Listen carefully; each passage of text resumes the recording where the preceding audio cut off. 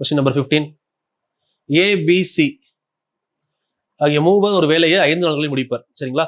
Okay, நம்ம first step எப்போ என்ன பண்ணுவோம்?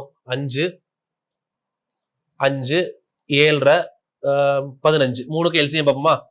ஃபர்ஸ்ட் எல்சிஎம் 5 7.5 15 மூணுக்கு எல்சிஎம் பார்த்தா ஆன்சர் 15. ஏன்னா 5 3 15 2 7 15 15. அப்போ ஆன்சர் நமக்கு என்ன போடுவோம்? 15 பைக்ஸ்.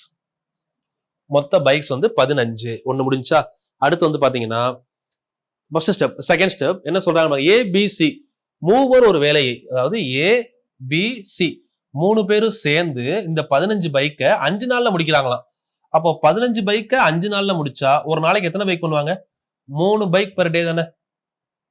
அடுத்து பாருங்க, ஏ மட்டும் தனியா பாருங்க எத்தனை நாள்ல முடிக்கிறாரு சொல்றாங்க? 15 நாள்ல முடிக்கிறாரு.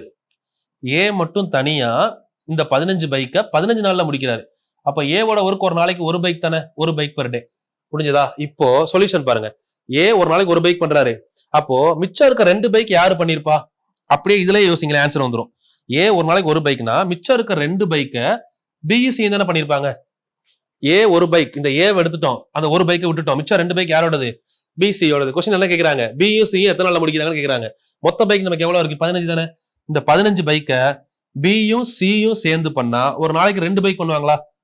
அப்போ 2 2 பண்ணா எத்தனை நாள்ல முடிப்பாங்க? 7.5 நாள்ல முடிப்பாங்க. ஆன்சர் 7 நாள். புரிஞ்சுதா? சிம்பிள் திங், அவ்வளவுதான்.